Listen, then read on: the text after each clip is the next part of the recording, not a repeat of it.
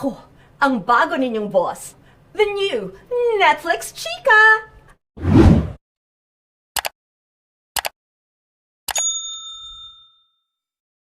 The Queen of All Media is finally back matapos ang ilang taong malayo sa telebisyon at spotlight dahil sa kanyang health battle.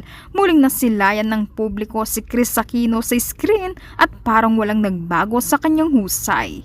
Sa kanyang pagbabalik bilang Netflix Chief Head of Insight and Content Analysis, agad napansin ng mga netizens kung gaano pa rin kanatural kay Kris ang pag-host.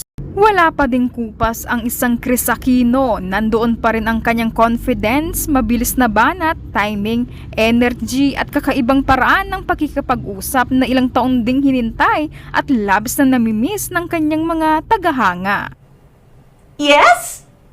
Yes! Marami ang natuwa dahil kahit matagal na siyang nawala sa screen, hindi pa rin kumukupas ang kanyang hosting skills. Iba pa rin talaga kapag si Kris Aquino ang nasa harap ng kamera. May sariling karisma at presence na agad nakakakuha ng atensyon. Kaya naman naging emotional at excited ang kanyang mga tagahanga sa muling pagbabalik niya. Sigaw nga ng mga netizens, the Queen of All Media is finally back.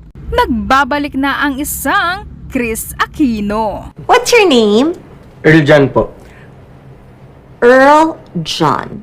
Ba't ang hina? Yes, ma'am. Pwede na.